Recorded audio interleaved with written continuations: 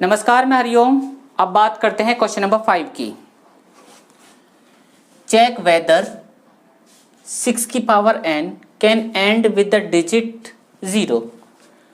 ये चेक कीजिए कि 6 की पावर n 0 से कभी अंत होता है कि नहीं होता है। For any natural number n, अगर कोई भी नेचुरल नंबर है, फॉर एनी नेचुरल नंबर मतलब ये n है, 6 की पावर n है। अगर ये n एक नेचुरल नंबर है तो क्या n अगर एक नेचुरल नंबर है तो क्या n की किसी पावर के लिए 1 2 3 4 10 या 100 किसी भी पावर के लिए ये 6 की पावर n, वो इसी 6 की पावर n वाला, जैसे 6 की पावर 1, 6 की पावर 2, 6 की पावर 3, 6 की पावर 10, ये कोई सा इनमें से कोई सा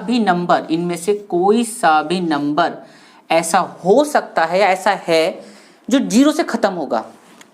मैं आपको बता दूं, कोई भी नंबर 0 से तब खत्म होता है जब उसका दो फैक्टर कहूंगा, दो फैक्टर होंगे, एक तो 2 होना चाहिए और एक 5 होना चाहिए। अगर किसी भी नंबर के दो फैक्टर हैं 2 और 5 तो वो 0 से एंड होगा ही होगा। अगर इनमें से एक भी नहीं है, या तो 2 नहीं है या 5 नहीं, तो वो 0 से कभी भी एंड नहीं होगा।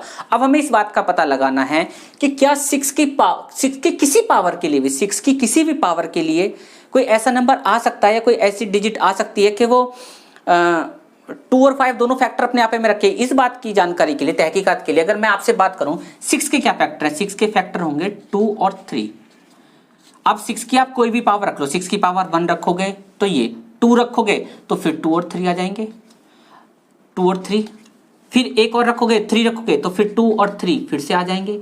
आप 6 की पावर 10 रख दो, 6 की पावर 10, तो आपको 2 मल्टीप्लाई 3 मल्टीप्लाई 2 मल्टीप्लाई 3, इस तरीके से आपको 6 के 2 5 बार और 3 5 बार मिलेंगे। 6 की किसी भी पावर के लिए, मैं ये बोलना चाह रहा हूं, 6 की किसी भी पावर के लिए 2 और 5 दोनों फैक्टर नहीं मिलते हैं, और 2 और 5 दोनों फैक्टर नहीं मिलते हैं तो 6 की किसी भी पावर के लिए वो 0 से एंड नहीं होता है। क्योंकि अगर वो 0 से एंड होगा तो उसमें दो फैक्टर जरूर होंगे। कोई भी नंबर, मैं ये बोल रहा हूं, कोई भी नंबर अगर 0 से एंड होता है तो उसके 2 और 5 दो फैक्टर जरूर होते हैं। चाहे आप 10 ले लें, चाहे आप 100 ले लें, इनको छोड़े 1 2 0 ले लें, 1 3 0 ले लें, इस नंबर में भी 2 और 5 दोनों फैक्टर होंगे ही होंगे। अब तो बस लिखना बाकी है। ये एक थ्योरेटिकल सा क्वेश्चन है। इफ 6 की power n ends with the digit 0, यदि 6 की पावर n 0 से अंत होता है, then it is divisible by 2 and 5 both. तो वो नंबर 2 और 5 दोनों से डिविजिबल होना चाहिए।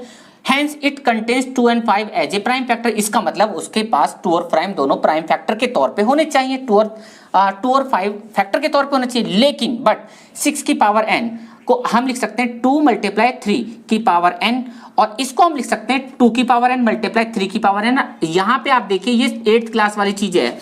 अगर बेस सेम ना हो और पावर सेम हो, मतलब अगर पावर सेम हो और बेस अलग अलग हो तो बेस मल्टीप्लाई हो जाते हैं। इस बात को आप समझ लेना कि कोई भी दो डिजिट हैं, उनके पावर सेम है, वो उनके बीच में मल्टीप्लिकेशन का साइन है।